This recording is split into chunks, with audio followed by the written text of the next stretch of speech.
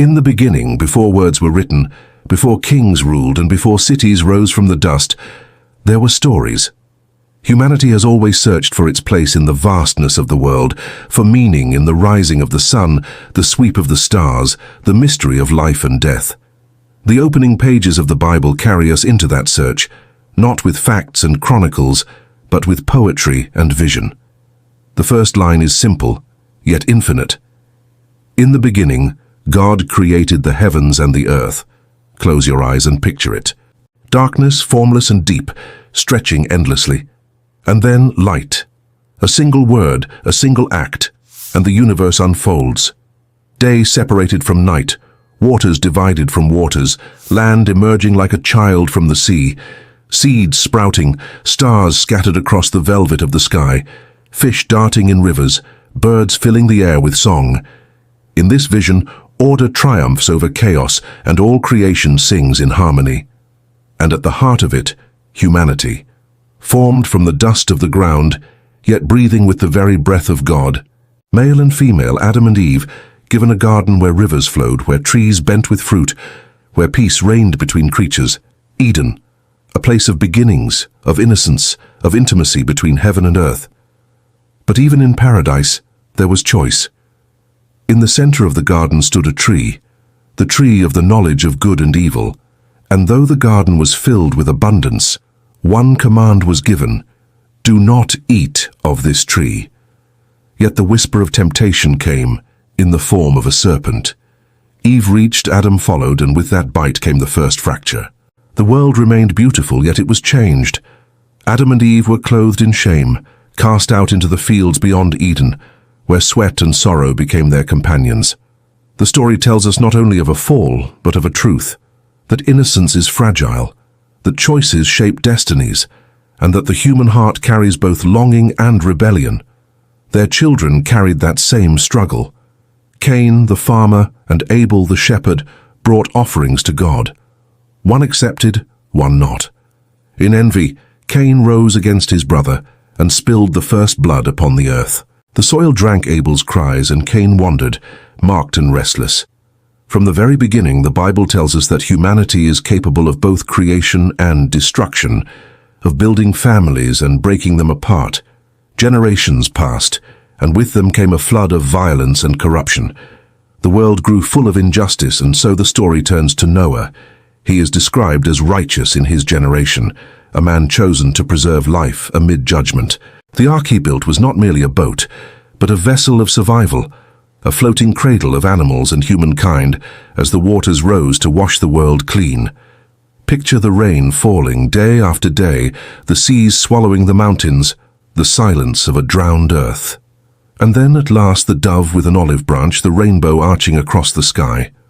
A covenant made. Never again would the waters cover the whole earth. Humanity was given a new beginning, a second chance. Yet even after the flood, the old tendencies remained. In the plains of Shinar, people gathered to build a city, and within it, a tower that would reach the heavens. The Tower of Babel. Bricks stacked upon bricks, pride climbing higher with every stone. They sought to make a name for themselves, to rise to the level of gods. But their unity was shattered, languages confused, tongues divided, and the tower unfinished. Humanity spread across the earth, carrying different words, different cultures, but the same restless longing. These early stories, creation, Eden, Cain and Abel, the flood, the tower, are not told as history in the modern sense. They are memories in mythic form, ancient reflections of humanity's earliest questions. Where do we come from? Why is there suffering? Why do nations speak in so many tongues? They are stories that shape identity, not through dates and records, but through meaning. And yet they are not told in isolation. Around the Bible's beginnings, other civilizations told similar tales.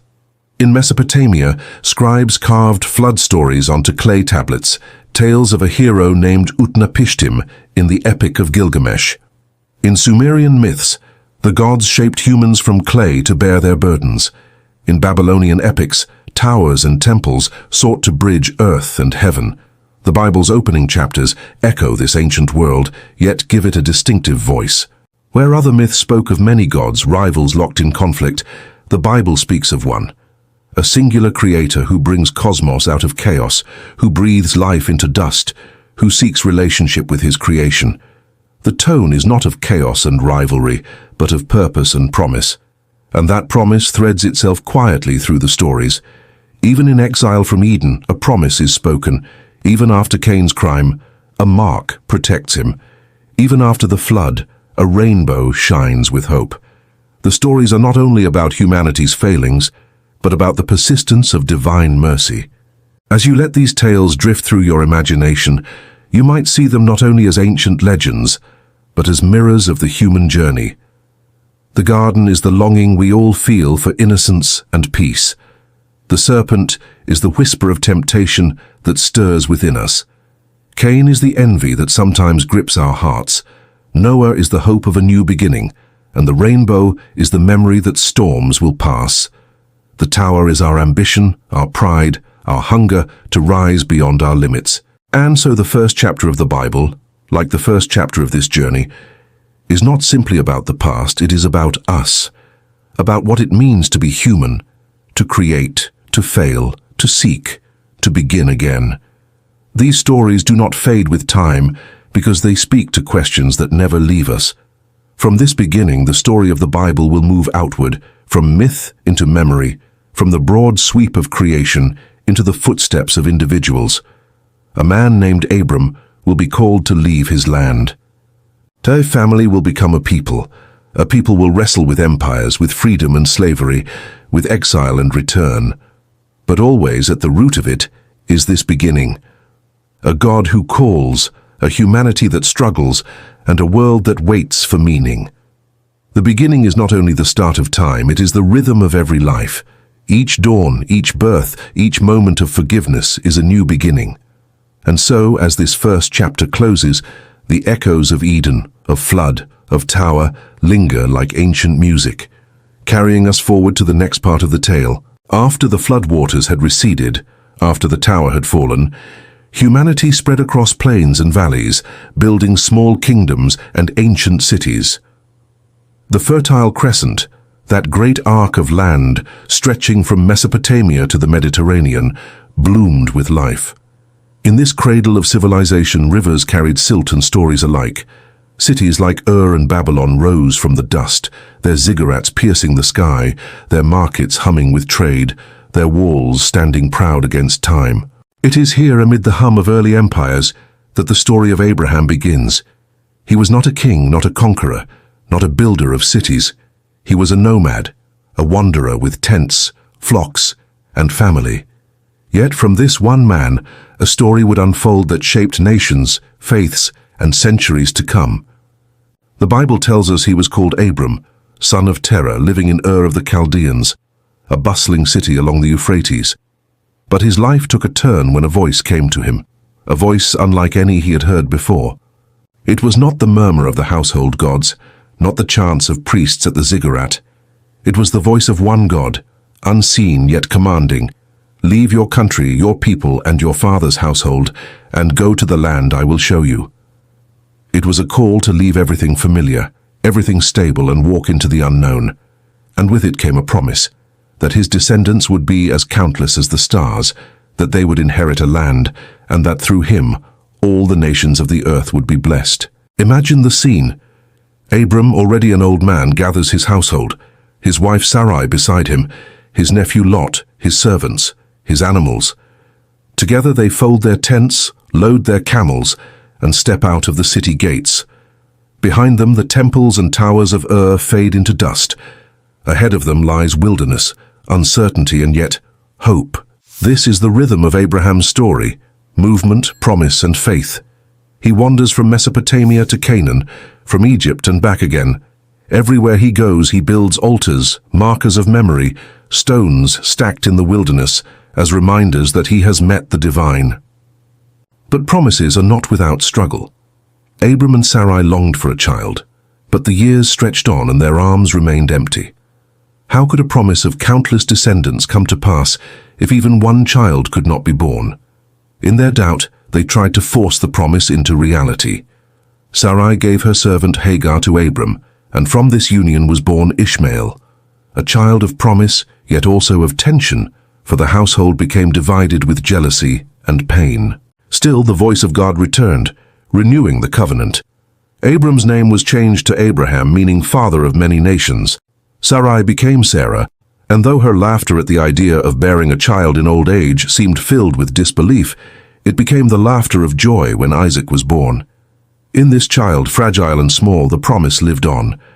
The story of Abraham is filled with moments that test the heart. One of the most haunting is the command to sacrifice Isaac. Abraham, who had waited so long for this son, was asked to place him upon the altar. The narrative unfolds like a slow breath.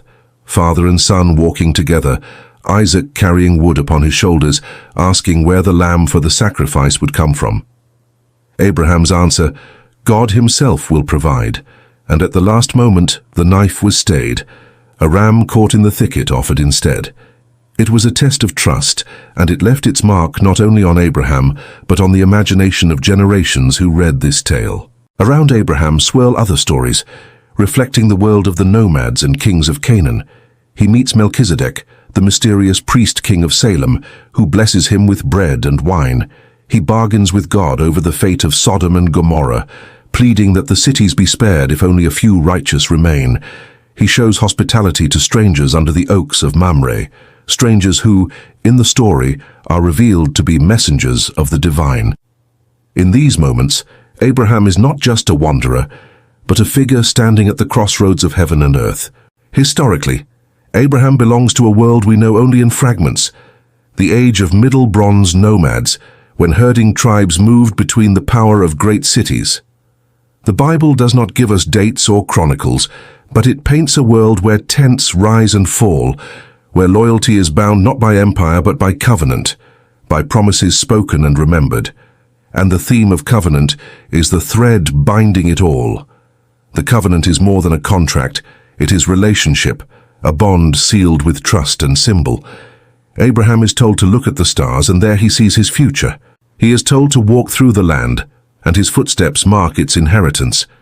He is given circumcision as a sign, a physical reminder of the unseen promise. In every moment, covenant is about belonging, about faith, about being part of a story larger than oneself. As you let the tale of Abraham settle into your thoughts, consider what it whispers beneath its ancient imagery: to step into the unknown, to trust when the way ahead seems uncertain, to believe that promises may take time, but that they endure. These are not only the themes of a distant patriarch, but of every human journey. Abraham's world was filled with wandering paths, with tents and altars, with moments of faith and moments of doubt. Yet from his footsteps came a lineage that would shape the history of Israel, of Judaism, Christianity, and Islam. He became a father not just of nations but of faith itself, a symbol of trust in the unseen. The story of Abraham does not end with him. It flows into Isaac, into Jacob, into Joseph, into a people who will be carried to Egypt and then back again. But at its root is the image of an old man under a desert sky, looking up at the stars, hearing the whisper of a promise, and believing it to be true. And so, as the chapter closes, the night sky stretches wide. The stars are countless, shimmering like sparks of hope. Abraham's journey is only beginning, and through it the story of the Bible moves forward, from one family into a people, from a promise into history. From the promise given to Abraham flowed a lineage, fragile yet enduring. His son Isaac inherited the covenant, and from Isaac came Jacob, a man whose life was marked by struggle, both with men and with God.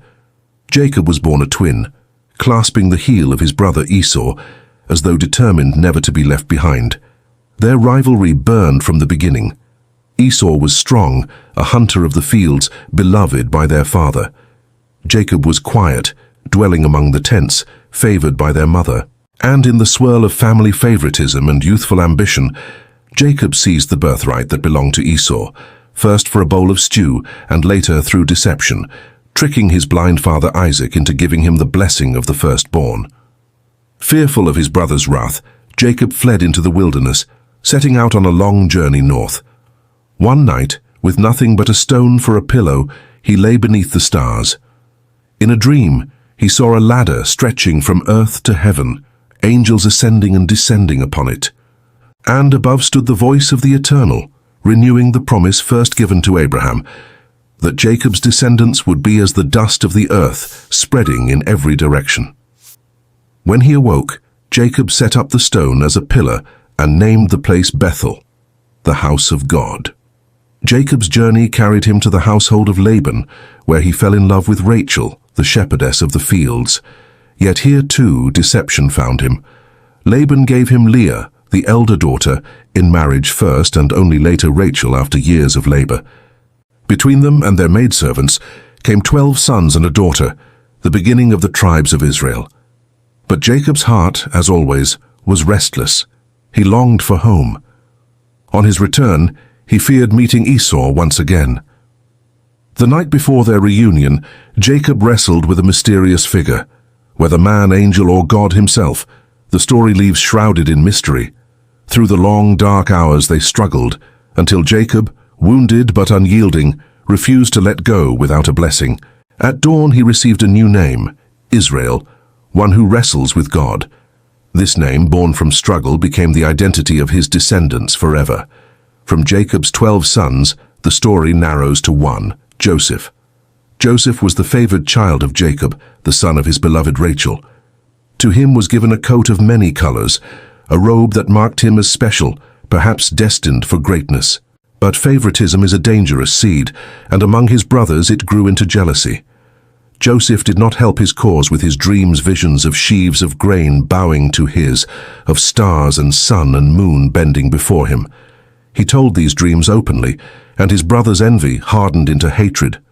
One day, when Joseph came to them in the fields, they plotted against him. Some wished to kill him, but instead they cast him into a pit and then sold him to traders bound for Egypt. They dipped his robe in blood and carried it home, telling their father that Joseph had been slain by wild beasts. Jacob's grief was endless, and Joseph was thought lost. But Joseph's story was only beginning. In Egypt he was sold into the household of Potiphar, an official of Pharaoh. There he prospered, until false accusations cast him into prison. Yet even in the darkness of his cell, his gift of dreams remained. He interpreted the dreams of Pharaoh's servants, and in time was summoned before Pharaoh himself. Pharaoh's dreams were troubling. 7 fat cows devoured by 7 lean ones, 7 full ears of grain swallowed by 7 withered.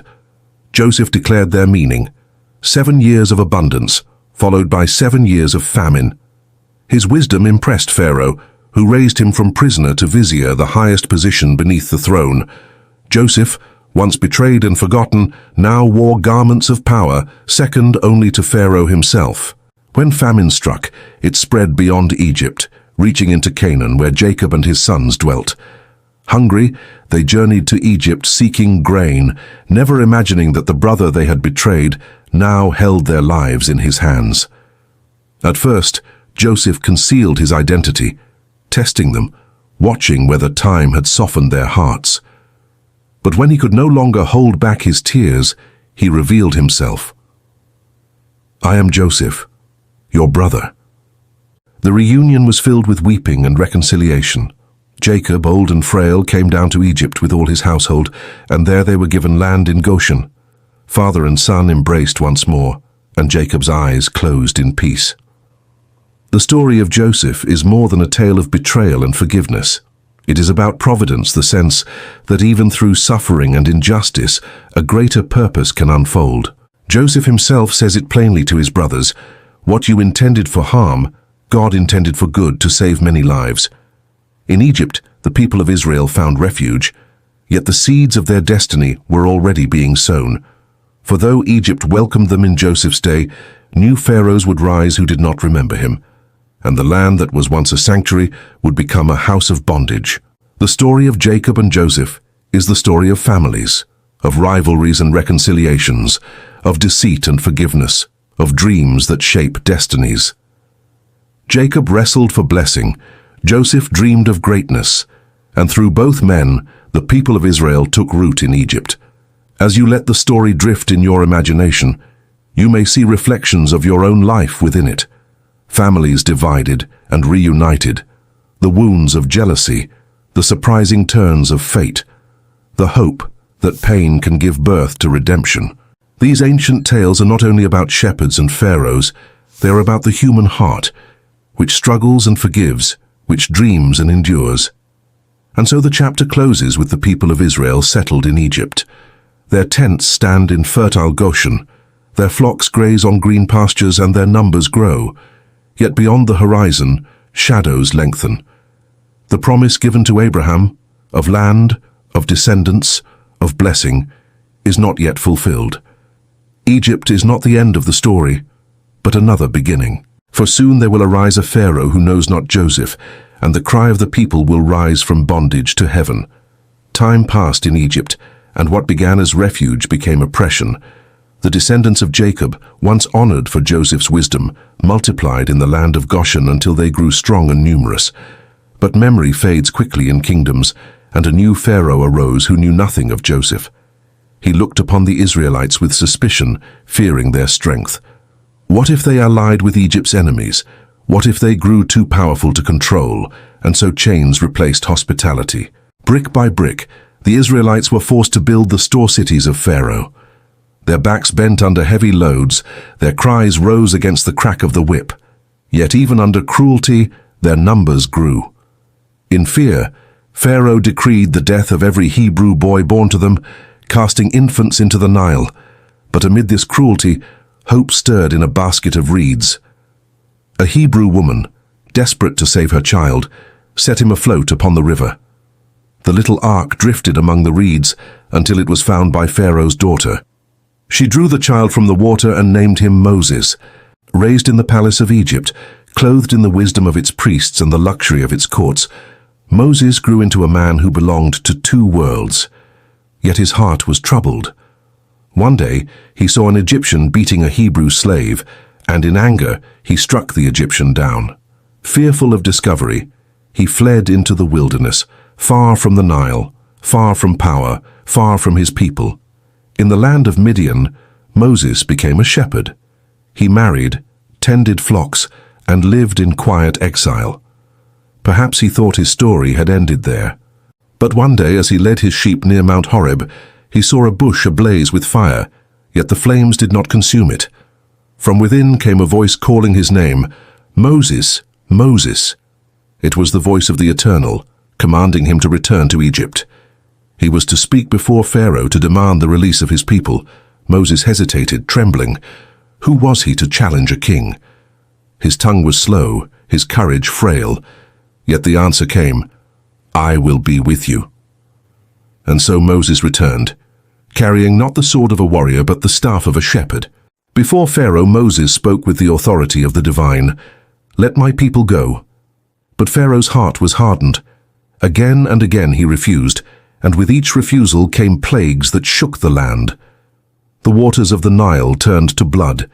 Frogs swarmed through houses, gnats and flies filled the air, livestock perished, boils spread, hail shattered the fields, locusts devoured what remained. Darkness itself fell over the land. Yet Pharaoh's pride remained unbroken until the final plague descended, the death of the firstborn. On that night, the Israelites were commanded to mark their doors with the blood of a lamb, to eat in haste, staff in hand, ready to depart.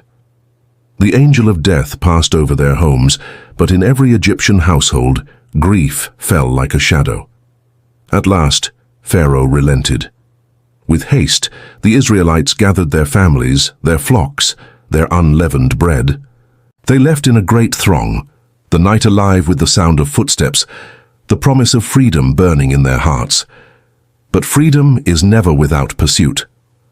Soon Pharaoh's regret turned to rage, and he set his chariots upon them. The Israelites came to the edge of the sea, the waters stretching wide before them, the thunder of horses behind. Fear gripped them, but Moses raised his staff. The wind blew, the waters parted, and a path of dry ground opened between the walls of sea. The people crossed step by trembling step, while the waves towered above them. When Pharaoh's chariots followed, the waters returned, swallowing them in the deep. On the far shore, the Israelites sang songs of deliverance, their voices carried by the wind. The horse and rider he has thrown into the sea. But freedom is not the end of struggle. The wilderness stretched before them, barren and harsh. Thirst gnawed at them, hunger pressed upon them, doubts whispered in their hearts. Again and again they grumbled against Moses. "Why did you bring us out here to die?" Yet again and again provision came, water from a rock, manna from the heavens, bread like dew upon the ground, quail descending upon the camp. At Mount Sinai, thunder and fire crowned the mountain as Moses ascended into the cloud. For 40 days he remained there, receiving words that would shape a people, the 10 Commandments. Carved into stone, they spoke not only of ritual but of justice. Honor your parents, do not murder, do not steal, do not bear false witness, do not covet. A covenant was formed, binding the Israelites to their God, who had delivered them from slavery. Yet even as the covenant was given, the people faltered. In Moses' absence they fashioned a golden calf and bowed before it. Their hearts, still restless, longed for visible gods. When Moses descended, his face radiant with the fire of the mountain, his anger shattered the tablets in his hands. But mercy came again, and the covenant was renewed. The wilderness journey stretched on, year after year. A generation rose and fell under the desert sun, learning to live as a people no longer bound by Pharaoh, but bound by law and promise. They carried the Ark of the Covenant, the presence of the divine among them, through valleys and wastelands. Their story became one of learning, failing, repenting, and beginning again. Moses himself, though leader and prophet, would not set foot in the promised land. From the heights of Mount Nebo, he looked across the Jordan and saw the land spread before him, a land of fields and vineyards, hills and rivers. It was for his people, but not for him. His journey ended there, with the people poised to enter under a new leader, Joshua. The Exodus is more than a tale of escape. It is the heartbeat of identity. For Israel, it became the memory that shaped all other memories, the God who delivers from slavery, the people who are chosen to walk in covenant. For generations they would retell it, in feasts of unleavened bread, in psalms sung in exile, in prayers whispered under oppression. And for all who hear it, the Exodus whispers a universal truth, that freedom is never easily won, that wilderness lies between slavery and promise, and that faith is not the absence of doubt, but the decision to keep walking. As you let the story drift through your mind, picture the sea parted, the dust of the wilderness rising, the mountain crowned with fire. Picture the weary yet hopeful faces of a people learning, slowly, to be free.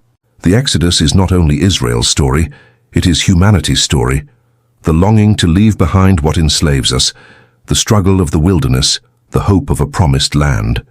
And so this chapter closes with the Israelites encamped beyond the Jordan, the stars wheeling above them, the memory of Egypt behind, and the promise of Canaan ahead. The journey is not yet finished, but a people has been born, forged in the furnace of oppression, carried through the waters, bound together by covenant and hope.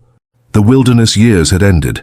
A generation had lived and died beneath the desert sun, their footsteps tracing endless circles in the sands between Egypt and Canaan. At last, the long wandering brought the people of Israel to the banks of the Jordan River. Across its flowing waters lay the land of promise, hills of olive trees, valleys of vineyards, fields of wheat and barley, cities with walls that seemed to scrape the sky. It was a land already inhabited, and entering it would mean not only hope fulfilled, but battles to be fought. Moses, the prophet who had led them from Pharaoh's grip, would see this land only from afar. From Mount Nebo, he gazed across the horizon, his eyes resting on the green hills, the fertile plains and the distant shimmer of the sea. But the promise was not his to enter. His time was finished, his story complete. Leadership passed to Joshua, son of Nun, a warrior, a servant, and a man of steadfast faith. Joshua stood at the river's edge, carrying the weight of an entire people. Yet the story tells us that, as with Moses at the Red Sea, the waters parted for him as well. When the priests bearing the Ark of the Covenant stepped into the Jordan, its current stopped, piling up like a wall. The riverbed lay dry, and the people crossed on foot, entering the land as they had once left Egypt, through waters held back by the hand of the divine. 12 stones were set up on the far shore, one for each tribe, a memorial to the crossing. Their first test lay at Jericho, a city fortified with towering walls. To the Israelites freshly come from the wilderness, the city must have seemed unbreakable, but Joshua did not raise his sword in siege. Instead, he followed a strange command. For 6 days, the people marched silently around the walls, priests blowing trumpets, the ark at their center. On the 7th day, they circled 7 times, and with a great shout, the walls fell flat. Jericho was taken not by strength, but by obedience, and its fall became the symbol of conquest begun. Yet conquest was not simple. Battles raged across the land, against kings of Canaan and their coalitions. Sun stood still in the sky, the story says, as Joshua fought at Gibeon, his men pressing their enemies until victory was complete. City after city fell, and the land was gradually subdued. But it was not only about battles, it was about inheritance, tribes receiving their portion, families planting vineyards where once they had wandered. Still, the land was never entirely theirs. Many cities remained unconquered, and the peoples of Canaan continued to live among them. The promise was real, but it was also fragile. Israel was not yet a settled nation. They were tribes loosely bound, without a king, without a central power. Their unity lay in covenant, in the shared memory of deliverance, in the law given at Sinai. In this period, known as the time of the Judges, the people lived in cycles of faith and failure. Again and again, the stories say, they turned from their God to the idols of the land, and again, they were oppressed by neighboring peoples, Moabites, Midianites, Philistines. Yet when they cried out in despair, deliverers arose, men and women raised to lead, to rescue, to remind them of who they were. There was Deborah, a prophetess who judged under the palm tree and led Israel into battle against Sisera's chariots. There was Gideon, timid at first, who tore down the altars of Baal and defeated a vast army with only 300 men carrying torches and trumpets. There was Jephthah, rough and tragic, whose vow brought sorrow even in victory. And there was Samson, mighty in strength but weak in desire, whose battles with the Philistines became legend, ending with his final cry as he pulled down the temple upon his enemies and himself. These stories of the Judges are filled with both triumph and tragedy. They show a people caught between faithfulness and forgetfulness, between hope and despair. Without a king, without unity, every tribe did what was right in its own eyes. The land was theirs, yet not fully. The promise had been entered, but not completed. Historically, this was a time of small tribal settlements scattered across the hill country of Canaan. Archaeologists speak of villages rising in the highlands, of terraced fields carved into hillsides, of pottery that marks the slow growth of a distinct people. The stories of Joshua and the Judges, whether remembered as sweeping battles or local struggles, carry the sense of a people finding their place amid stronger neighbors, learning how to survive, how to remain distinct. And through it all runs the theme of covenant. The land was never simply soil or stone, it was tied to relationship. Faithfulness brought blessing, unfaithfulness brought struggle. The Israelites were not only building homes and fields, they were learning how to live as a people bound to a divine promise, a God who demanded justice, mercy, and devotion. As you let these stories drift through your imagination, picture the scenes: the thunder of walls collapsing at Jericho, the hush of torchlight in Gideon's night attack, the strength of Samson tearing apart a lion with his hands, the quiet wisdom of Deborah beneath her palm tree. They are more than ancient tales, they are echoes of humanity's search for meaning in victory and in failure. The promised land was never simply given. It had to be entered, defended, wrestled with, and sometimes lost. It was a gift, but also a test. And the people, like Jacob, their ancestor, continued to wrestle, with others, with themselves, with God. By the close of this chapter, Israel had crossed rivers, toppled walls, and planted roots. They had tasted triumph, but also stumbled in weakness. They had no king but many leaders, no palace but a portable ark, no empire but a fragile unity. Yet within them stirred the beginnings of something greater. Out of these tribes, out of this uncertain foothold in the land, would one day rise a kingdom, and from that kingdom would flow stories of kings and prophets, of songs and wisdom, of glory and downfall. The wilderness was behind them, the land lay before them, but their journey as a people was still unfolding.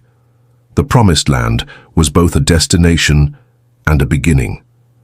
The tribes of Israel had settled in the land, but their unity was fragile. Each tribe dwelt in its own portion, bound together only by covenant and by memory. When enemies pressed in, Philistines from the coast, Moabites from the east, raiders from the north, leaders rose for a season, then faded. The judges had come and gone, but the people longed for something more lasting, something stronger. They looked around at the nations that surrounded them, each with its monarch enthroned in splendor, and they cried out, "Give us a king to rule us." The prophet Samuel, who had guided them since his childhood, grieved at their request. For had not their God been their king? Had not the covenant bound them directly without crown or palace? Yet the voice of the divine whispered to Samuel, "Listen to them.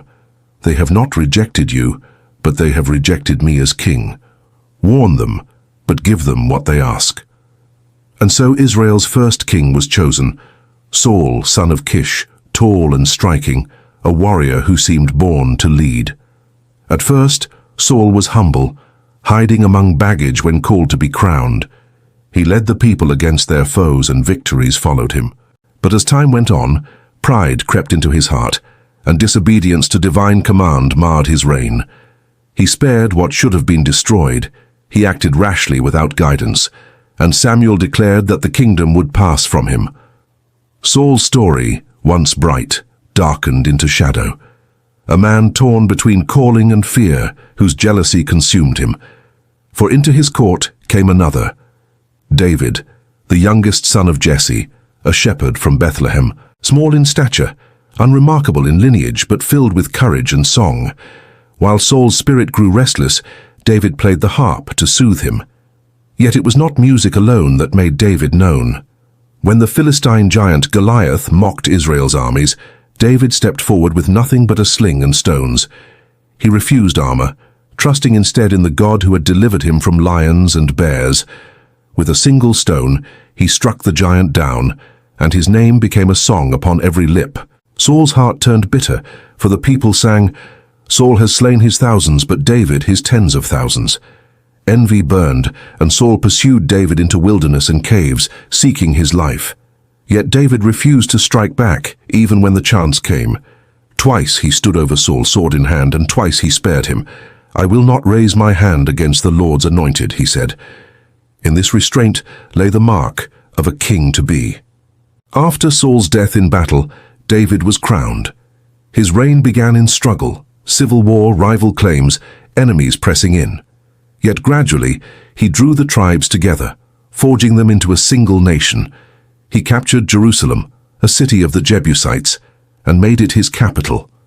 Upon Mount Zion he brought the Ark of the Covenant, dancing before it with abandon, declaring the city as both throne and sanctuary. David's reign was filled with triumph. He defeated the Philistines, subdued surrounding nations, and extended Israel's borders farther than before. But it was also filled with shadows. For David was not only a king, but a man of passions. The story of Bathsheba tells of his failure, how desire led him to betrayal, how he arranged the death of her husband Uriah, how the prophet Nathan confronted him with a parable of stolen lambs. David repented, his songs of sorrow etched into the Psalms, but his household bore the consequences, strife among his sons, rebellion and grief. Yet even through his flaws, David became the model of kingship, the man after God's own heart. He was warrior and poet, shepherd and sovereign. His psalms gave voice to joy and despair, to trust and confession. And in memory he became the figure against whom all later kings would be measured. After David came Solomon, son of Bathsheba, who inherited the throne amid intrigue and bloodshed, yet rose to be remembered for wisdom and splendor. When asked what gift he desired, Solomon sought wisdom to govern his people. His judgment became legend, as in the tale of two women disputing a child, where his insight revealed the true mother. Solomon built what David had only dreamed, a temple in Jerusalem, a house of stone and cedar, gold and precious gems. Its inner sanctuary, the Holy of Holies, held the Ark of the Covenant, the symbol of divine presence. Priests offered sacrifices, incense rose, and pilgrims journeyed to behold its beauty. His reign was marked by prosperity. Trade routes brought wealth. Ships sailed to distant lands. Alliances were sealed with marriages to foreign princesses.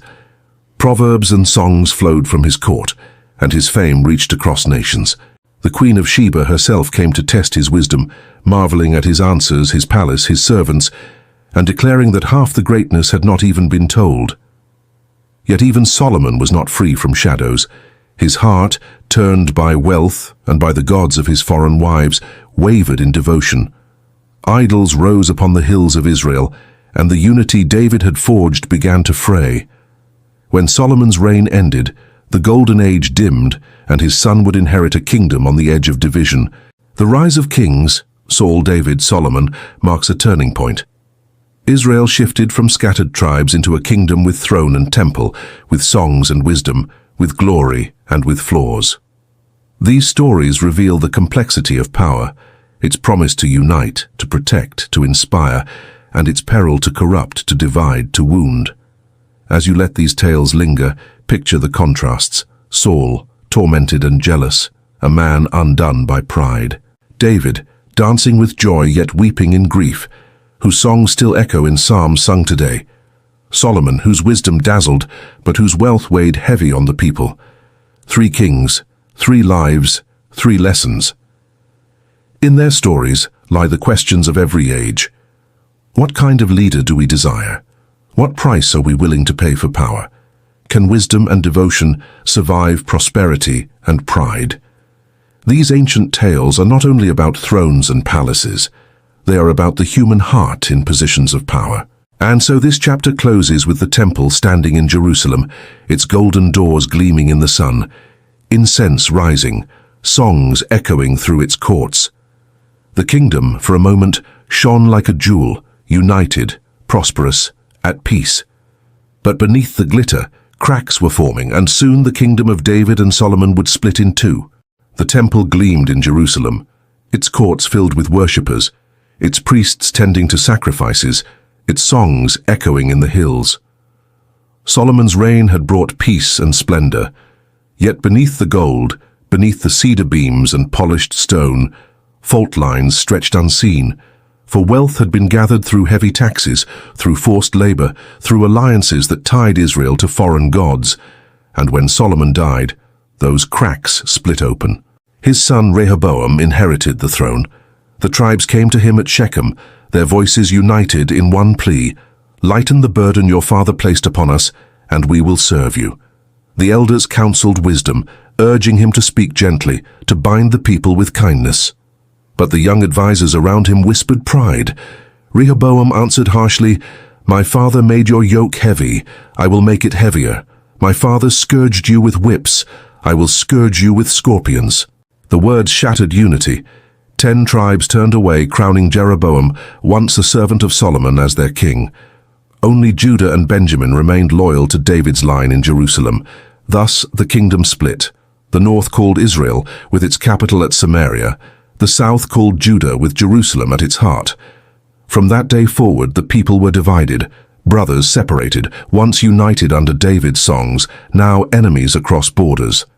In the north, Jeroboam feared that pilgrimages to Jerusalem's temple would sway loyalty back to Judah. So he built golden calves at Bethel and Dan, declaring, "Here are your gods, O Israel, who brought you up from Egypt." The echoes of the wilderness returned, idols once more standing in the land. Kings rose and fell in both realms, some strong, many cruel. Dynasties toppled through assassinations, thrones seized by sword and intrigue. In Israel, violence often reigned, and the worship of foreign gods Baal, Asherah, Molech spread upon the hills.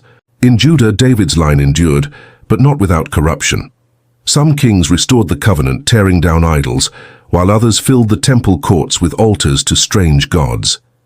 Yet amid the chaos, voices rose, the prophets, men and women who carried no crown, who commanded no armies, but whose words shook kingdoms. There was Elijah, who stood alone on Mount Carmel, confronting 400 prophets of Baal. As the people watched, he called down fire from heaven upon a drenched altar, proving the God of Israel still reigned. When Jezebel the queen sought his life, Elijah fled to the wilderness despairing. There in the stillness he did not find God in earthquake or fire, but in a gentle whisper. There was Elisha, his successor, who healed Naaman the Syrian of leprosy, who multiplied oil for a poor widow, who saw fiery chariots surrounding the hills when enemies pressed in. His life shimmered with wonders, signs of hope amid political decay. There were others, voices of judgment and mercy. Amos, a shepherd from Tekoa, thundered against the injustices of Israel. Let justice roll down like waters and righteousness like an ever-flowing stream. Hosea, whose own troubled marriage became a symbol of Israel's unfaithfulness, spoke of divine love that refuses to let go. Isaiah in Judah warned of judgment, yet envisioned a future of peace, where nations would beat swords into plowshares, where a child would be born to bring endless light. Through these prophets the story widened. The kings ruled with swords and schemes, but the prophets reminded the people of their covenant, of justice for the poor, of mercy, of faithfulness. Their words became the conscience of the nation, though often ignored, often silenced. Historically, the divided kingdom stood at the crossroads of great empires. To the northeast, Assyria grew like a storm, swallowing lands with ruthless armies.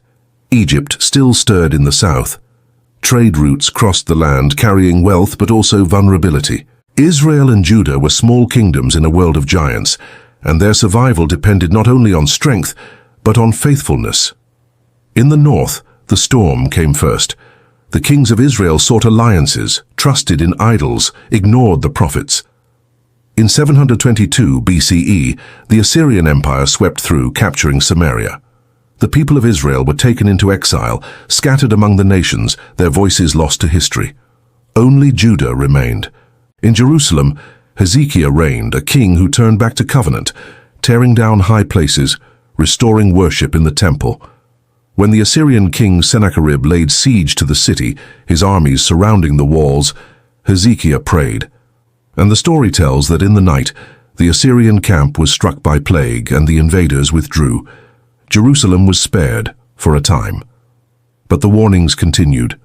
Prophets cried out against greed, against oppression, against false worship. Jeremiah later would weep in the streets, declaring that if the people did not turn, destruction would come. And though Judah held out longer than the north, the seeds of its downfall were already planted. The story of the divided kingdom is not only about kings and battles, it is about choices, harsh words that split a nation, pride that hardened hearts, injustice that corroded society. It is about the fragile balance between power and faith, between wealth and mercy. As you let these stories settle, imagine the contrast. The glory of Solomon's temple now clouded by idolatry, the roar of prophets in marketplaces ignored by kings, the people in villages and fields caught between loyalty and survival. It is a story of a nation tearing itself apart, even as voices of hope tried to stitch it back together. The division of Israel and Judah became a wound that never fully healed. It showed how quickly unity can fracture, how heavy burdens can splinter even the strongest bonds, how kings may rise and fall, but justice and mercy remain the true measure of greatness. And so this chapter closes with Judah standing alone, Jerusalem still shining but surrounded by gathering storm clouds. The north was gone, swallowed by exile. The south remained, fragile, wavering between devotion and betrayal. The prophets' voices still echoed, warning and comforting, calling the people back. But soon Babylon would rise and the last walls would fall. The northern kingdom was gone. Its cities had fallen, its people scattered, its name fading into the dust of Assyria's conquests. Only Judah remained, a small kingdom clinging to Jerusalem, a lamp flickering in the darkness. The temple still stood, its golden doors gleaming in the sun, incense rising in the courts, psalms echoing through its halls, yet the words of the prophets were heavy with warning. Jeremiah walked through the streets, his eyes filled with tears. He saw injustice in the markets, idols on the hills, kings who trusted in armies and alliances rather than in the covenant. Again and again he called the people to turn back before it was too late. But his warnings were mocked, his words burned in anger, his life threatened. Still, he spoke. From the north disaster will break out. The city will burn, unless you change your ways. The disaster came in the form of Babylon. Under King Nebuchadnezzar, its armies swept across the land, iron chariots crushing villages, soldiers pulling down walls. In 597 BCE, Jerusalem was besieged. The young King Jehoiakim surrendered, and thousands were taken into exile. Nobles, artisans, warriors, led away in chains to the great city by the Euphrates. Among them was a young priest named Ezekiel, whose visions would burn with fire and wheels of glory. Yet Judah resisted again. A new king, Zedekiah, rebelled, hoping for help from Egypt. Babylon returned, and this time the siege was merciless. For months the city starved, its people reduced to despair. Then, in 586 BCE, the walls were breached. Soldiers poured through the streets, flames consumed houses, and the temple itself, Solomon's golden temple, the heart of worship, was torn down, its treasures carried away, its sacred halls reduced to ash. The city of David lay in ruins. The walls were broken, the gates burned, the people scattered. Zedekiah, captured while fleeing, saw his sons executed before his eyes, then was blinded and dragged in chains to Babylon. The words of the prophets were fulfilled. The covenant had been broken, and the land lay desolate. For those taken into exile, the world turned upside down. They sat by the rivers of Babylon, their harps hanging on the willows, and they wept when they remembered Zion. The psalmist's words echo with longing. How can we sing the songs of the Lord in a foreign land? Their identity, once tied to temple and land, seemed stripped away. Yet in this exile new voices rose. Ezekiel, far from Jerusalem, saw visions of wheels within wheels, of the glory of God not bound to one place, but moving even in foreign lands. He spoke of a valley of dry bones coming to life, a promise that one day the nation would be restored. Daniel in Babylon's courts served foreign kings yet remained faithful, refusing to bow to idols, praying with his windows open toward Jerusalem. His stories of fiery furnaces, of lions' dens, of visions of kingdoms to come, reminded exiles that even in the heart of empire, faith could endure. The exile was not only punishment, it was transformation. Without temple or throne, the people turned inward, preserving their identity through story, law, and memory. The Torah became central, the words of Moses studied and cherished. Synagogues arose as places of gathering and prayer, carrying faith beyond the ruins of Jerusalem. What was lost in land and kingdom was found in resilience and devotion. In the streets of Babylon, Jewish exiles mingled with the empire's vast diversity, traders from Persia, soldiers from distant provinces, priests of strange gods. They learned new languages, adapted to foreign customs, yet kept their own traditions alive. Some prospered, rising to positions of influence. Others remained poor, longing only for return. Back in Judah, only the poorest were left to tend the fields. The city was silent, its ruins a reminder of judgment. Jeremiah, too old to be taken away, sat among the rubble and composed his laments. His words paint sorrow in poetry. How deserted lies the city, once so full of people. Her streets are silent, her gates desolate, her priests groan, her maidens grieve. Yet even amid mourning he whispered hope. The steadfast love of the Lord never ceases. His mercies never come to an end. The exile lasted 70 years, long enough for generations to pass, for children born in Babylon to know no other home. Yet memory endured. Every prayer, every feast, every psalm kept alive the vision of Jerusalem. And when Babylon itself fell to the rising power of Persia, the story took a new turn. In 539 BCE, Cyrus the Great captured Babylon. Unlike the Assyrians and Babylonians, Cyrus pursued a different policy. He allowed exiled peoples to return to their homelands, to rebuild their temples, to restore their worship. For the Jews, this decree was nothing less than miraculous. A remnant returned to Judah, carrying with them hopes of restoration. But in this chapter of exile, the lesson lingered. Kingdoms rise and fall, temples are built and burned, But identity grounded in faith can endure across borders and time. And the people discovered that their God was not confined to land or stone, that divine presence could be found even in foreign soil, that covenant was not erased by conquest. As you let these scenes settle into your imagination, picture them gently, the smoke rising from Jerusalem's ruins, the captives trudging through desert roads toward Babylon, the exiles sitting by rivers, whispering songs of home, the visions of Ezekiel blazing in strange skies, the prayers of Daniel rising through palace windows. The exile was sorrow, but it was also seed. Out of brokenness came resilience, out of loss came memory, out of lament came the hope that one day restoration would come. And so this chapter closes with Jerusalem in ashes, but faith unbroken, with harps silent but songs remembered, with a people scattered yet still bound by covenant. They waited in longing, in lament, in hope, for return, for rebuilding, for the dawn beyond exile. The exile had stretched for decades. Children grew up in Babylon who had never seen Jerusalem.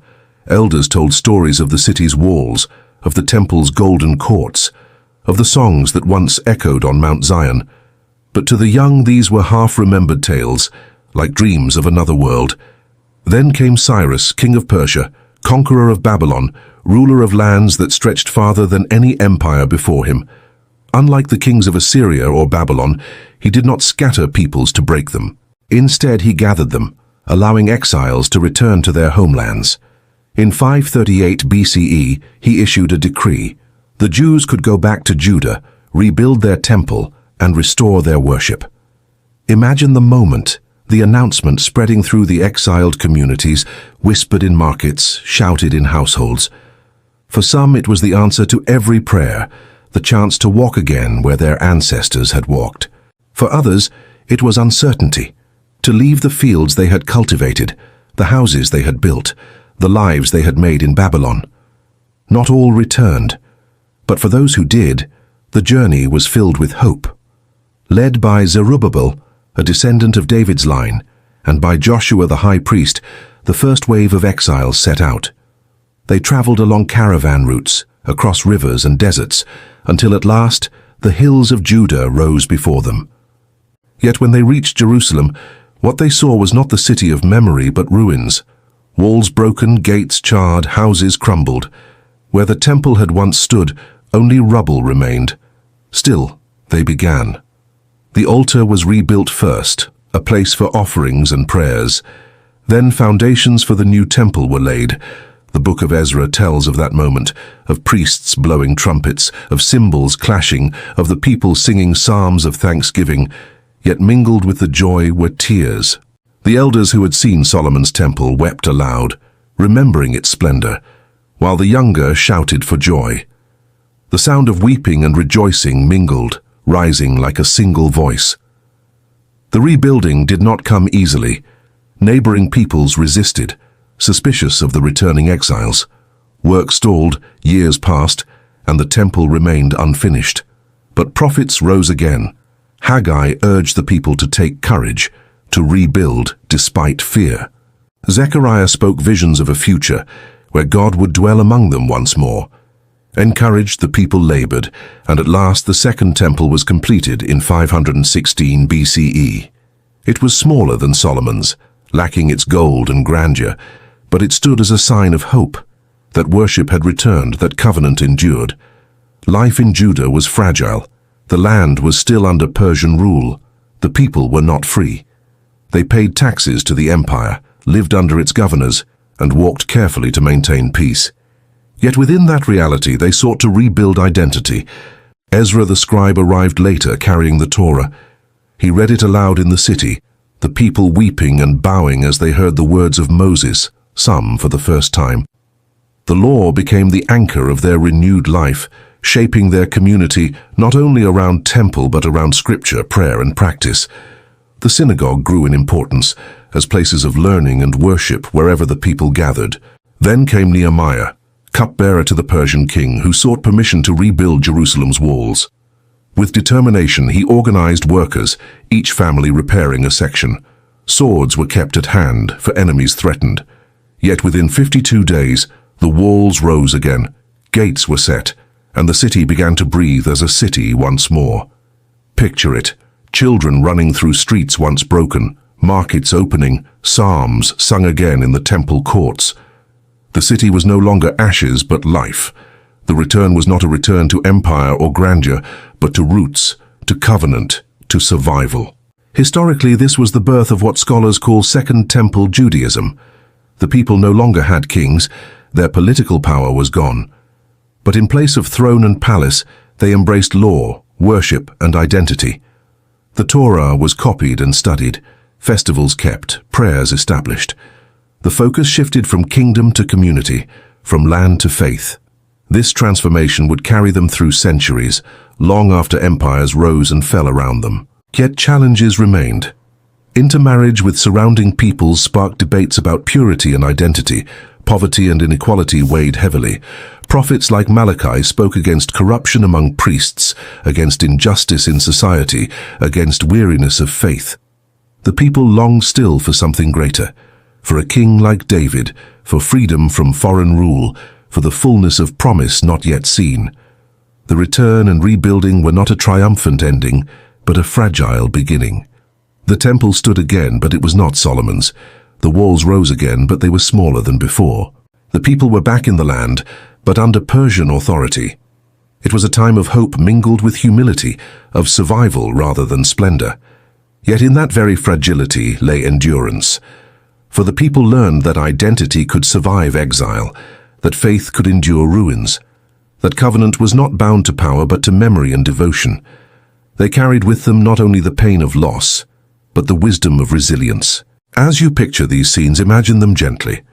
Families walking into a ruined Jerusalem, setting up tents among fallen stones. Workers hauling timber and stone to lay new foundations. Priests lifting trumpets in joy, even as elders wept for what was lost. Nehemiah urging men to build with one hand and hold a sword with the other. Children lighting lamps in rebuilt homes. Laughter echoing where once there had been silence. The return was not the restoration of glory, but the planting of roots for the future. Out of ruins rose a community defined not by throne or conquest, but by story, by law, by worship. This identity would carry them through centuries of Persian, Greek, and Roman rule, through trials and triumphs, until their story would intersect with the wider world in ways no one could yet imagine. And so this chapter closes with the city rebuilt, the temple standing, the Torah read, the people gathered. The exile was over, yet the longing remained. They were home, but still waiting, waiting for the fullness of promise, for peace that endures, for the dawn that lay ahead. The second temple stood. Jerusalem's walls were rebuilt, its streets alive again with children's laughter, with psalms sung in morning light, with markets humming under watchful gates.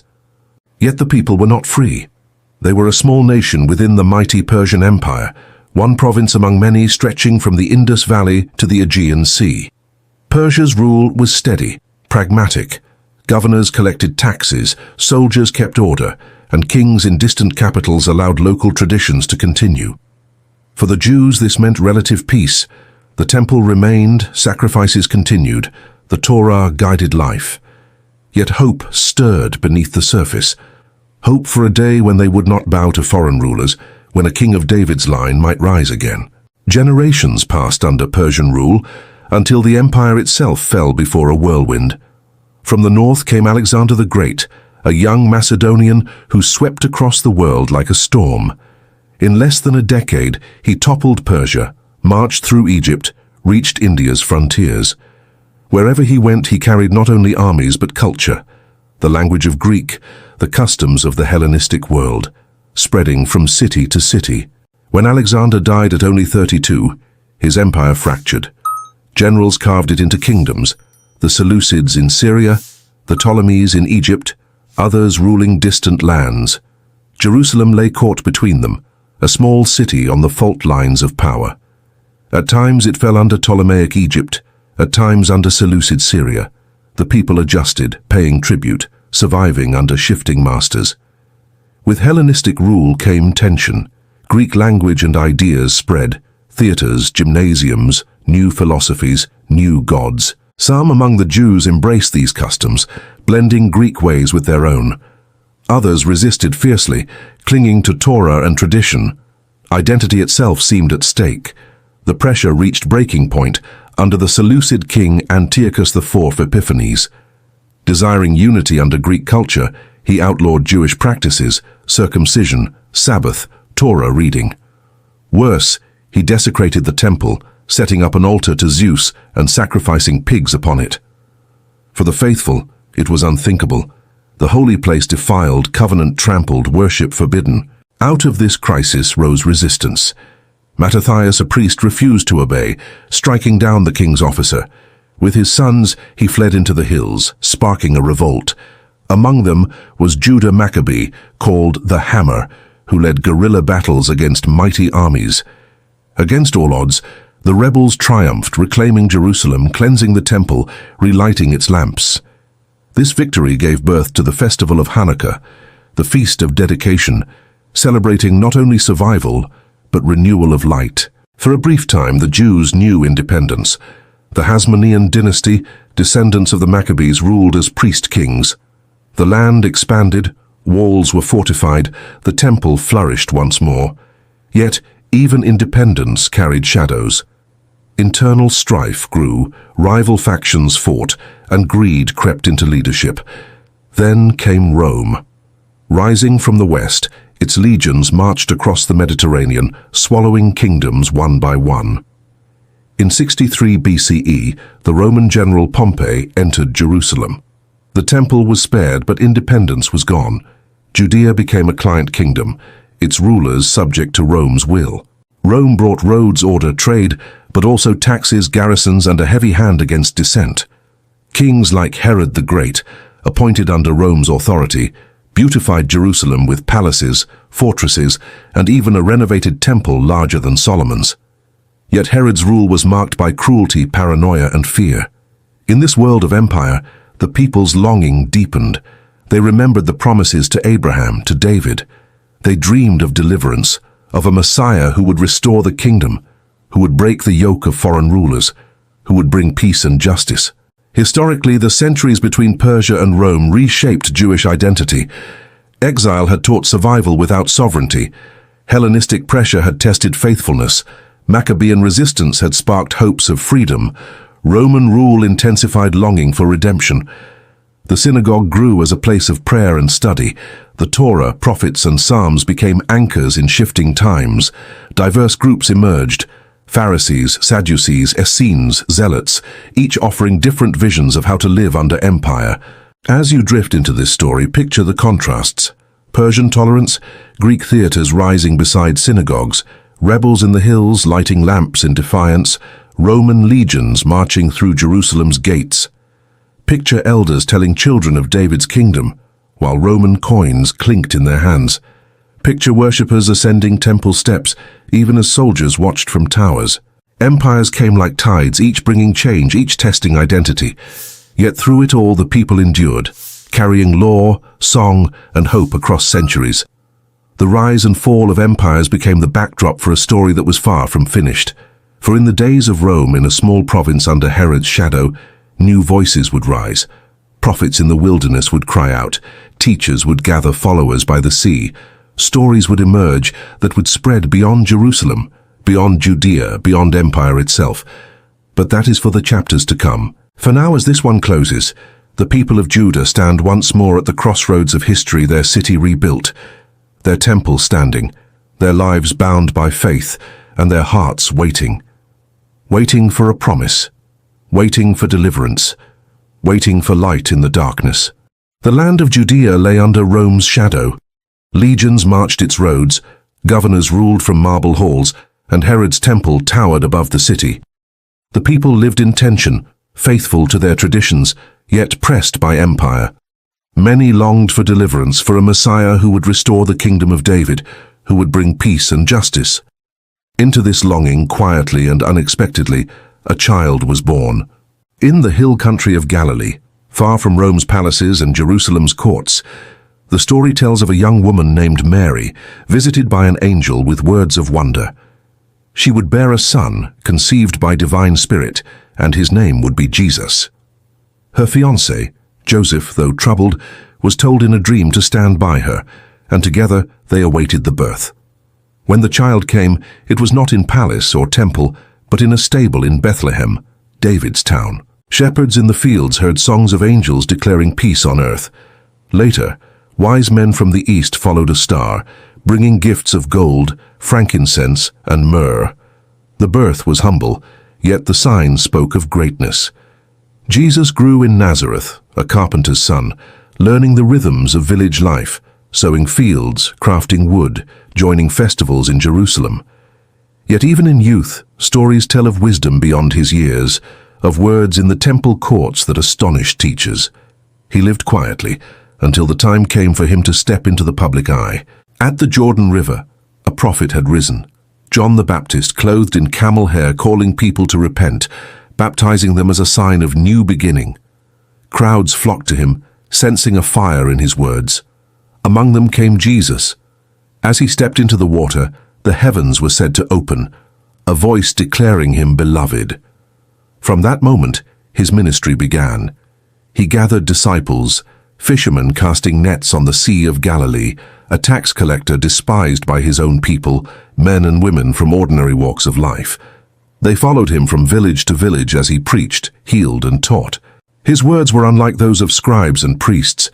He spoke not in riddles of law, but in parables, stories of farmers sowing seeds, of shepherds seeking lost sheep, of a prodigal son welcomed home. His teachings turned expectations upside down. The meek would inherit the earth, the poor were blessed, enemies should be loved.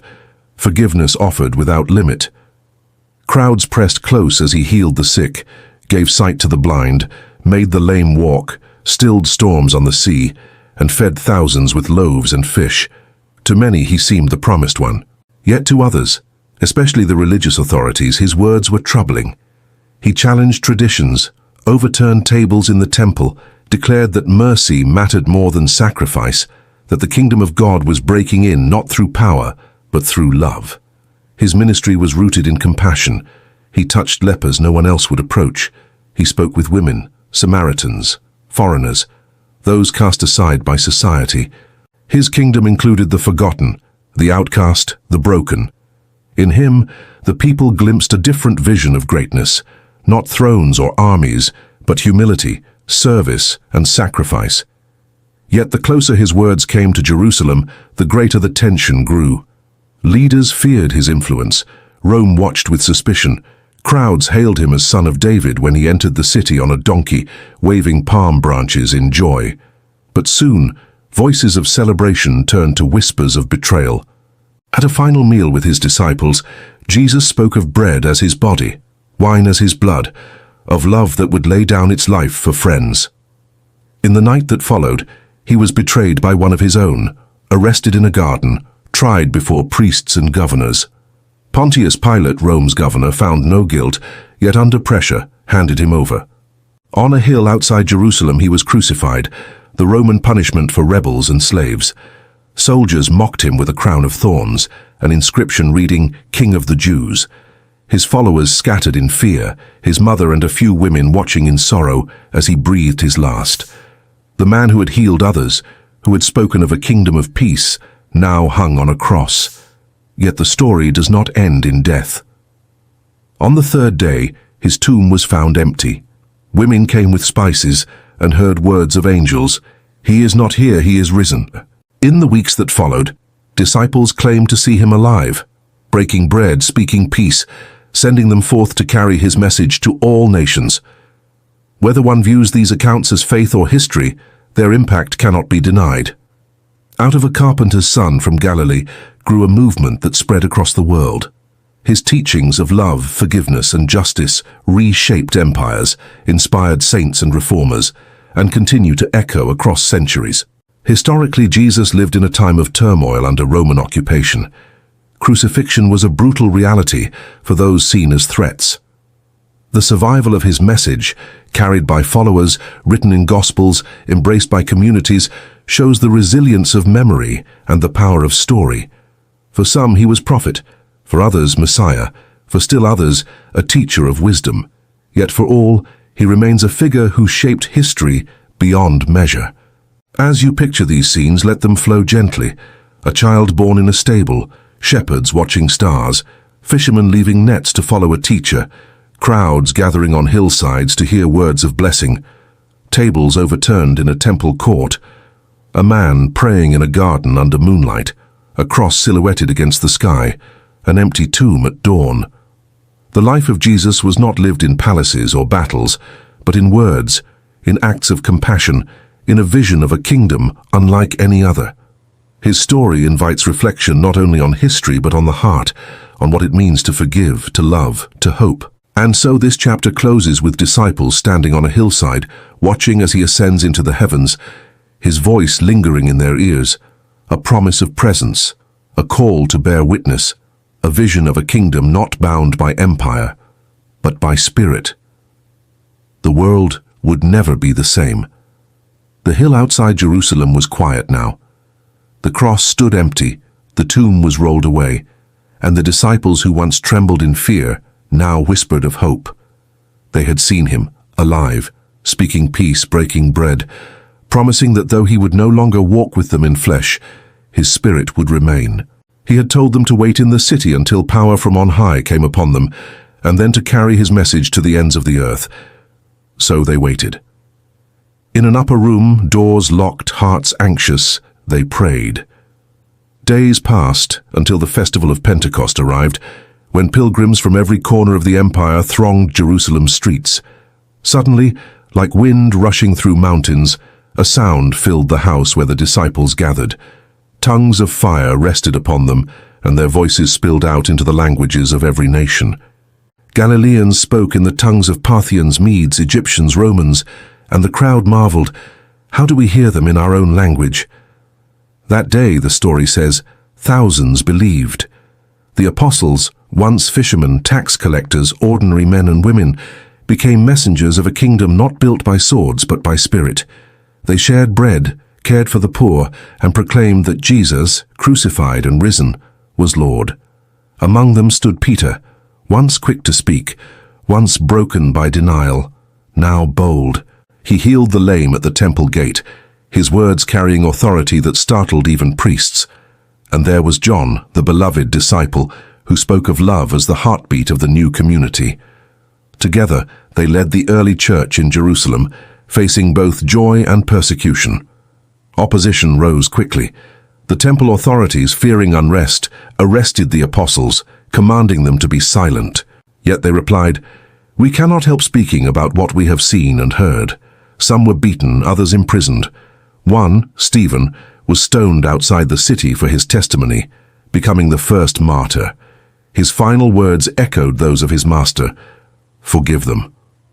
Persecution scattered believers, but scattering became seed. In villages of Judea, in towns of Samaria, in cities of Syria, communities sprang up, bound not by temple walls, but by shared faith, by meals, by prayer. Among those who once opposed them fiercely was Saul of Tarsus, a Pharisee zealous for the law.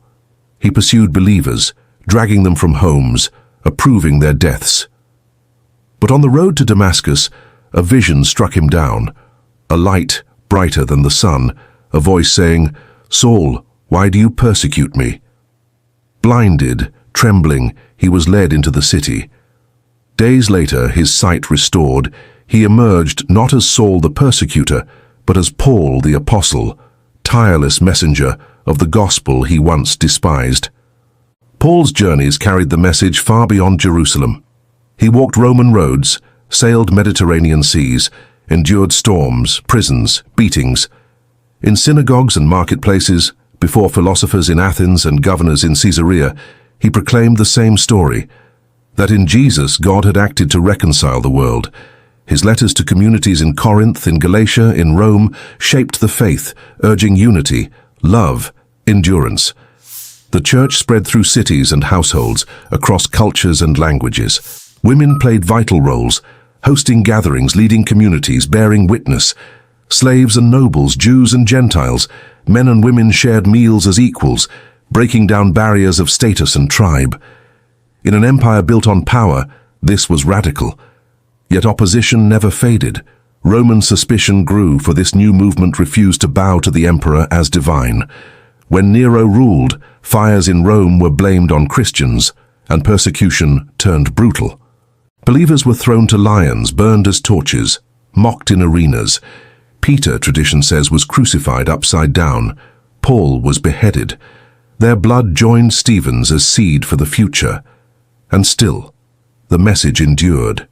From house to house, whispered in secret, sung in hymns, shared in bread and wine. The church grew. In catacombs beneath Rome, on dusty roads of Asia Minor, on islands of exile, the story was told again and again, of a teacher from Galilee, of a cross and an empty tomb, of love stronger than death. Historically, this period was the birth of Christianity as a global movement. The Roman world provided roads, trade, common language, and surprising opportunity. Yet it also brought danger, suspicion, and martyrdom. Out of this tension, a resilient identity formed, not bound by place but by memory, teaching, and hope. The apostles' courage and Paul's journeys became the foundation of a faith that crossed boundaries of culture and class. Letters written on parchment, prayers whispered in prison cells, testimonies given before governors, all became the seeds of a tradition that would one day shape nations. As you let these scenes unfold in your imagination, picture them softly. Fishermen standing before crowds, their words catching fire. A young man stoned outside the city, praying for his killers. A Pharisee struck blind on a road, rising as a messenger of grace. Ships rocking in storms as letters are written by lantern light. Believers in hidden rooms breaking bread by candle glow, singing psalms in hushed voices. The birth of the church was not grand in empire's eyes. No temples of marble, no armies of conquest, no thrones of power. Only words, only love, only courage. And yet from these fragile beginnings, something stronger than empire began to grow. And so this chapter closes with the apostles scattered, some martyred, some still traveling, their words carried by disciples into new lands. The empire raged against them, but the movement could not be crushed. A flame had been lit, one that would burn through centuries, reshaping history itself. In the beginning, the church had been small and fragile. Voices whispering prayers in hidden rooms, breaking bread by candlelight, writing letters to scattered communities. Rome had looked upon it as a curious sect of Judaism, a minor movement of little importance. But as the years turned to decades, and the decades to centuries, the movement endured. Its songs spread across provinces, its teachings crossed borders, and its courage under persecution captured imaginations. The Roman Empire, vast and unyielding, prided itself on power and order. But within its borders, the Christians were different. They refused to worship the emperor, refused to burn incense to the gods of Rome. Instead, they gathered in secret, calling one another brothers and sisters, sharing possessions, welcoming the poor and the outcast. To many Romans, this seemed dangerous, even subversive. Rumors spread that Christians practiced strange rituals, that they were disloyal to the empire. Persecution came in waves. Under Nero, Christians in Rome were burned as torches to light his gardens, thrown to beasts in the arena, mocked before crowds. Under Domitian, some were exiled, some executed. Later emperors sometimes ignored them, sometimes punished them harshly. To confess the name of Christ could mean imprisonment, exile, or death. Yet martyrdom became not the end, but the seed of inspiration. Stories of courage spread, of Polycarp, an aged bishop in Smyrna, who when threatened with fire replied, "For 86 years I have served him, and he has never done me wrong. How can I blaspheme my king?" Of Perpetua, a young mother in Carthage who faced beasts in the arena with unshaken faith. Their testimonies were copied, read aloud, treasured. The blood of martyrs, it was said, became the seed of the church. Despite persecution, the church grew. Traders carried the message along Roman roads. Soldiers whispered it in barracks. Slaves brought it into households. Philosophers engaged with it in cities. By the 2nd century, communities thrived in North Africa, Gaul, Asia Minor, and even in Rome itself. Bishops emerged to guide churches. Creeds were formed to unify belief. Scriptures were copied and circulated. But the empire remained suspicious. Decius, in the 3rd century, demanded all citizens sacrifice to Rome's gods, sparking widespread persecution. Valerian continued the assault, and then came the great persecution under Diocletian in the early 4th century. Churches destroyed, scriptures burned, thousands imprisoned or executed. It seemed the movement might finally be crushed. Yet just as the storm raged, the tide turned. In 312 CE, a Roman general named Constantine marched to battle against his rival. On the eve of conflict, he claimed to see a vision, a cross of light in the sky, with words, "In this sign, conquer." He ordered his soldiers to mark their shields with the Christian symbol. Against the odds, he won. Constantine's victory changed everything. Soon after, in the Edict of Milan, 313 CE, he declared tolerance for Christianity, ending centuries of persecution. Churches were rebuilt, property restored, bishops called openly to councils. No longer in hiding, the church stepped into the light of empire. Constantine himself became patron, granting favor, commissioning basilicas, even summoning bishops to resolve disputes. At Nicaea in 325 CE, leaders from across the empire gathered to affirm a creed that Jesus was truly divine, of one essence with the Father. Arguments raged, voices clashed, but a unified declaration emerged. From persecution to power, the transformation was astonishing. In little more than 3 centuries, the faith of outcasts became the faith of emperors. By the end of the 4th century, under Theodosius I, Christianity was declared the official religion of Rome. Pagan temples were closed, old sacrifices ended, and the church now stood not against the empire, but at its very heart. Yet with triumph came new tensions. Where once faith had survived through simplicity and suffering, now it flourished in palaces and courts. Bishops gained influence, wealth flowed into churches, emperors shaped theology as much as councils. Some rejoiced that prophecy had been fulfilled, that the nations had bowed to Christ. Others worried that faith had been diluted, its radical edge blunted by power. Monks fled into deserts, seeking purity away from politics and wealth. Figures like Anthony of Egypt embraced solitude and prayer, their lives inspiring new movements of devotion.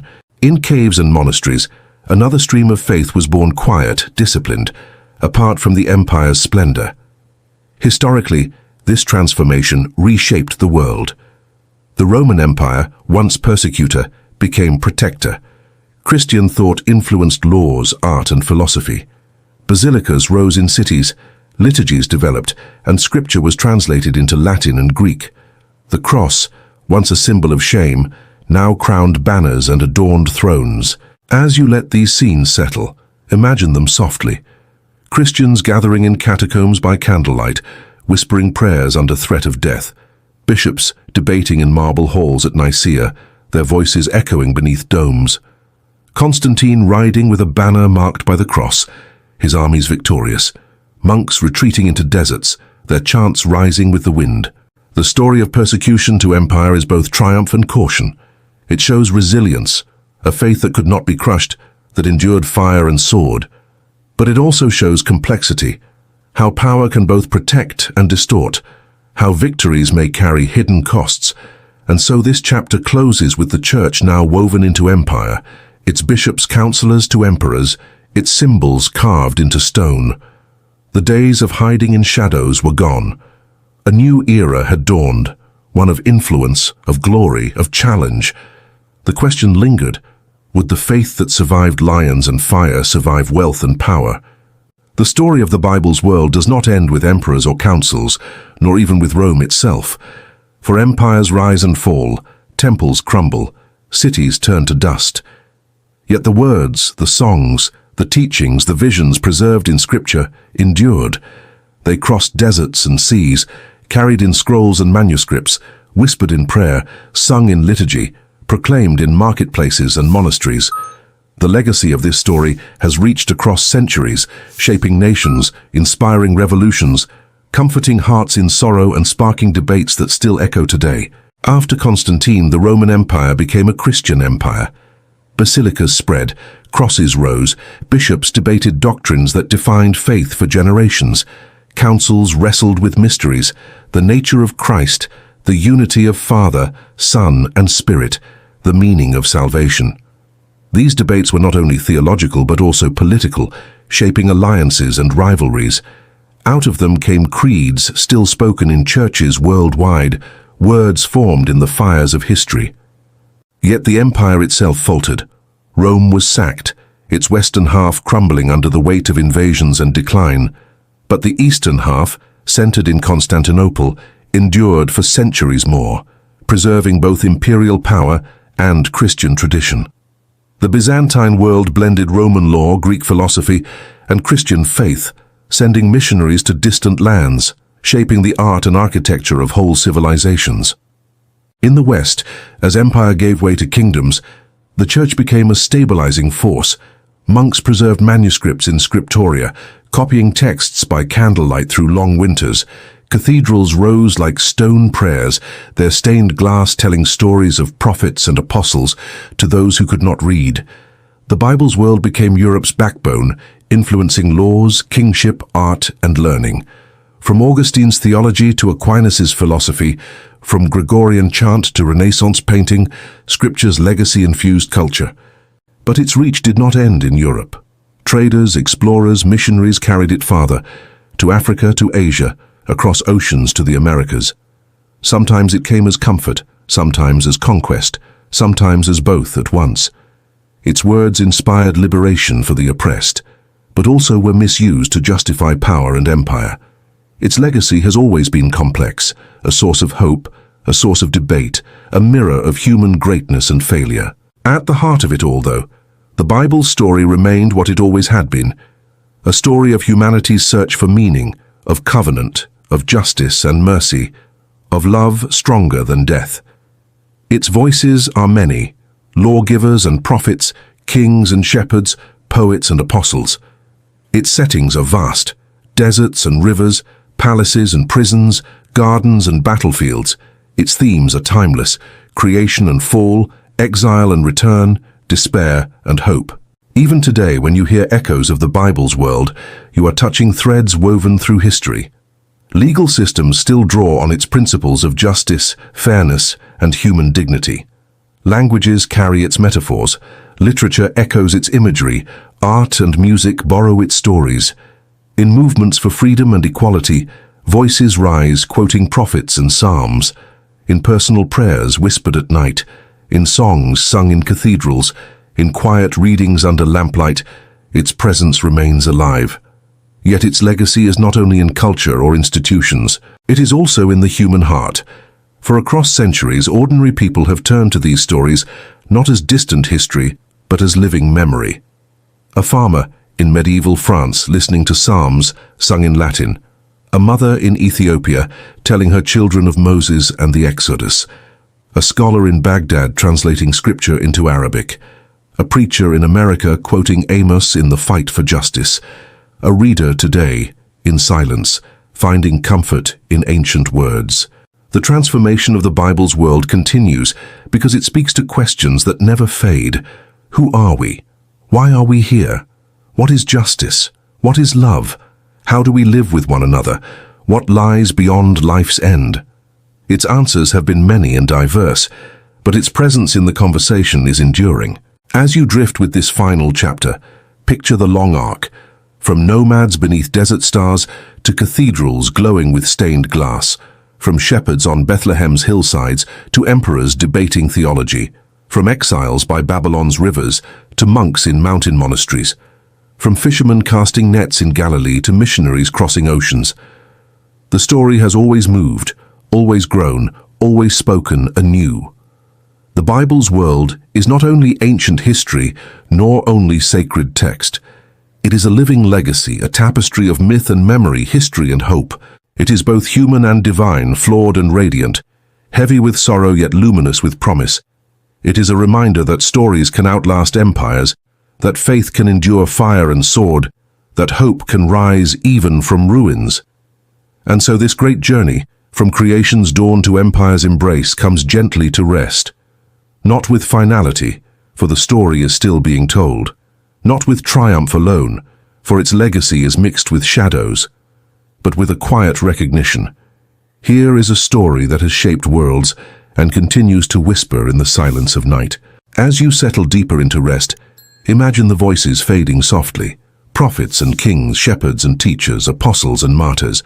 Imagine their words blending into a single stream, flowing across time, carrying both warning and promise. Imagine yourself not as spectator only, but as part of this long human quest, this search for meaning, this hope for light in the darkness. And let the final thought linger gently. Empires fall, cities crumble, centuries pass. But the power of story, the story of creation, covenant, exile, return, cross, and resurrection endures. It waits for each generation to hear it anew, to shape it, to live it, to pass it on. This is the legacy, this is the transformation, this is the story that never ends.